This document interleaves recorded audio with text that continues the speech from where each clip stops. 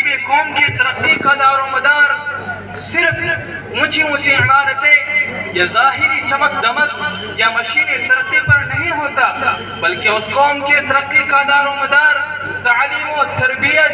علمی شعور اور فکری بیداری پر ہوتا ہے، اور یہ تمام چیزیں اس زبان کے ذریعے منتقل ہوتی ہے جو اس قوم کی شناخت ہوتی ہے۔ زبان نہ صرف اظہار خیال کا ذریعہ ہوتی ہے بلکہ قوموں کے جذبات، ان کی تاریخ،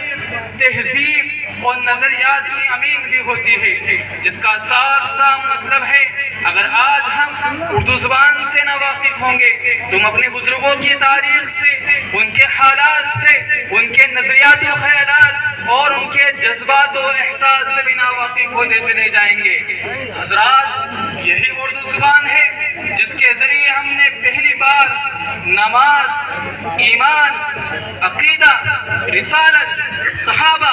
جنت اور دوزخ جیسے الفاظ سنے۔ یہی اردو زبان ہے جس کے ذریعے اس ملک میں اسلام کی اشاعت بھی ہوئی، اور اس ملک کی تعمیر و ترقی اور آزادی میں اردو زبان کا بڑا دخل رہا ہے۔ اردو زبان نے دلوں کو جوڑنے اور معاشرے کو بہتر بنانے میں اہم کردار ادا کیا ہے، اور یہ زبان کسی ایک علاقے اور خطے کی زبان نہیں بلکہ دنیا کے بہت سے ملکوں میں بولی اور سمجھے جانے والی زبانوں میں سے ایک زبان ہے۔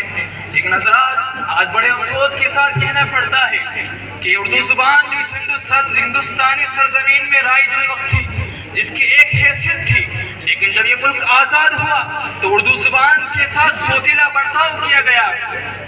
اور اس زبان پر ایک مخصوص مذہبی، بلکہ میں صاف الفاظ میں کہوں گا کہ مسلم کا لیبل چسپا کر کے اسے دوسرے درجے کی زبان بنا دیا گیا، اور بہت ہوشیاری سے اسے اسکولوں سے نکال دیا گیا، سرکاری دفاتر سے بے دخل کر دیا گیا، نصاب سے علیحدہ کر دیا گیا۔ اور اس سے بڑھ کر افسوس کی بات یہ ہے کہ اردو کو مسلمان چھوڑنے لگے، اردو کو اس پروپیگنڈے سے مسلمان چھوڑنے لگے کہ اردو کے اندر مسلمانوں کی کوئی ترقی نہیں ہوتی۔ حضرات، اردو وہ زبان ہے جو ہم کو نبی سے جوڑتی ہے، صحابہ کرام سے محبت سکھاتی ہے اور اللہ سے وفاداری کا سبق دیتی ہے۔ اردو وہ زبان ہے جس کی حفاظت سے ہمارا ایمان و عقیدہ محفوظ رہے گا۔ اردو وہ زبان ہے جس کی حفاظت سے ہماری ملی اور قومی شناخت کی حفاظت ہوگی۔ حضرات، یہی اردو زبان ہے جس کے بارے میں حضرت مولانا سید ابو الحسن علی ندوی رحمۃ اللہ علیہ فرمایا کرتے تھے، اے مسلمانوں، انگریزی تمہیں روزگار تو دے سکتی ہے مگر ایمان نہیں دے سکتی۔ تو آج ہماری حضرات، آج اردو سے ہی نواقص کا نتیجہ ہے کہ ہم سیرت رسول پر کوئی کتاب نہ پڑھ سکے۔